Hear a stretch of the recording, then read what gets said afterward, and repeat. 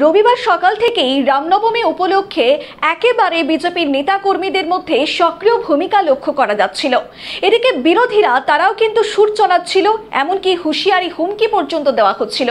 কিন্তু সেই নিয়ে মোকাবিলা করেছেন দিলীপ ঘোষ, অন্যদিকে সুকান্ত মজুমদার, অন্যদিকে বিরোধী দলনেতা শুভেন্দু অধিকারীও। রবিবার সকাল থেকে রামনবমী উপলক্ষে বিজেপি নেতাকর্মীদের সক্রিয় ভূমিকা ছিল চোখে পড়ার মতো। এমনকি বিরোধী দলের বিরুদ্ধে হুঁশিয়ারির উত্তাপ ছড়াতেও সিদ্ধহস্ত ছিল শুভেন্দু, সুকান্ত, দিলীপ সকল বিজেপি নেতৃত্বই, যা প্রকাশ্যে এসেছে সংবাদ মাধ্যমে। এদিন মুখ্যমন্ত্রী মমতা বন্দ্যোপাধ্যায়ের নির্বাচনী ক্ষেত্র ভবানীপুরে রামনবমীর একটি অনুষ্ঠানে দাঁড়িয়ে রাজ্যের বিরোধী দলনেতা শুভেন্দু অধিকারীকে নিজের ফর্মেই দেখা গেল। আত্মসন্তুষ্টিতে ভরপুর শুভেন্দু অধিকারী সংবাদ মাধ্যমের বেশ কিছু প্রশ্নে নিজস্ব স্বভাবসিদ্ধ ভঙ্গিতেই উত্তর দিলেন। সংবাদ মাধ্যমের সামনে এদিন কি প্রতিক্রিয়া দিলেন রাজ্যের বিরোধী দলনেতা, শুনুন। ভবানীপুরে দাঁড়িয়ে বলে যেতে চাই, শুভেন্দু অধিকারী কোন মহাকুম্ভে 66 কোটি হিন্দু স্নান করেছে, ওটা মৃত্যু কুম্ভ নয়, ওটা অমৃত কুম্ভ। আর সনাতন ধর্ম গঙ্গা ধর্ম নয়। কোন মেসেজ বাঁটনা মত, এক रहेगा तो सेफ रहेगा। একটা প্রশ্ন, রামের আজকে যে শক্তি দেখলাম, এই শক্তি কি ভোটের শক্তি আপনাদের? না, আমি রাজনীতির কথা বলবো না। শুধু একটাই কথা, যে মন্দিরের কথা হচ্ছে সেখানে হসপিটাল হওয়ার কথা ছিল, এমনটা আপনি কাগজ দেখাবেন, উত্তর পাবেন। আপনি বিশ্ব মজুমদারের চ্যানেল তো, যিনি বিদেশে গেছিলেন,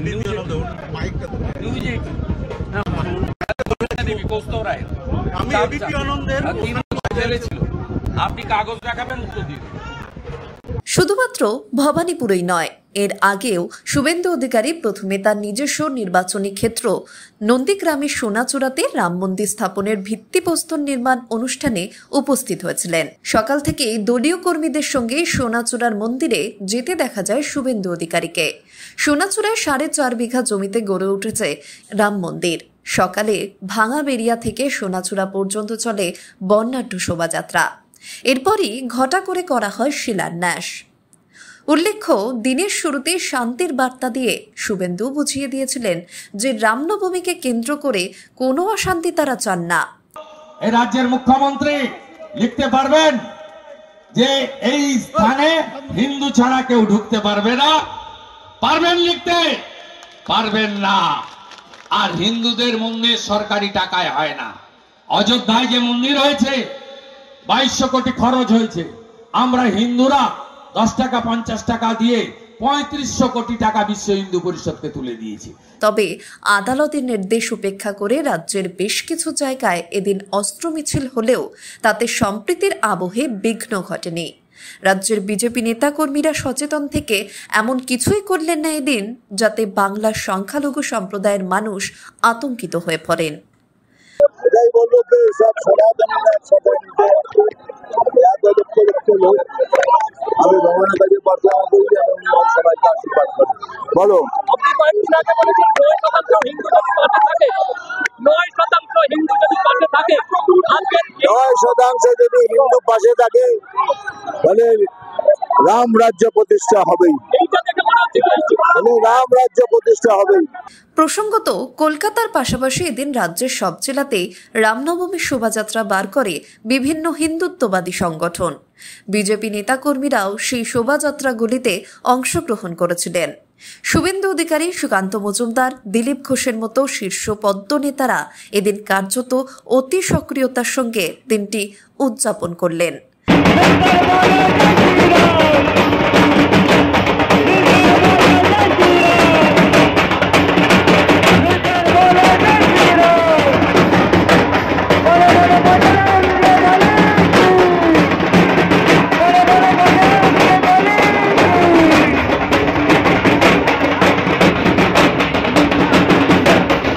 একাধিক রামনবমী শোভাযাত্রায় তাদের হাঁটতে দেখা গিয়েছে। শুভেন্দু অধিকারী নন্দীগ্রাম থেকে শুরু করে কলকাতার একাধিক শোভাযাত্রায় অংশ নেন। অন্যদিকে দিলীপ ঘোষকে এদিন 2 মেদিনীপুরের বিভিন্ন রামনবমীর অনুষ্ঠানে অংশ নিতে দেখা গিয়েছে। পাশাপাশি বিজেপির রাজ্য সভাপতি সুকান্ত মজুমদার তিনিও একাধিক শোভাযাত্রায় সামিল হয়েছিলেন। তবে এদিন কোনো অপ্রীতিকর ও অশান্তির ঘটনা যাতে না ঘটে সেদিকেই কড়া নজর ছিল বিজেপি নেতৃত্বদের। ব্যুরো রিপোর্ট, নিউজ বর্তমান।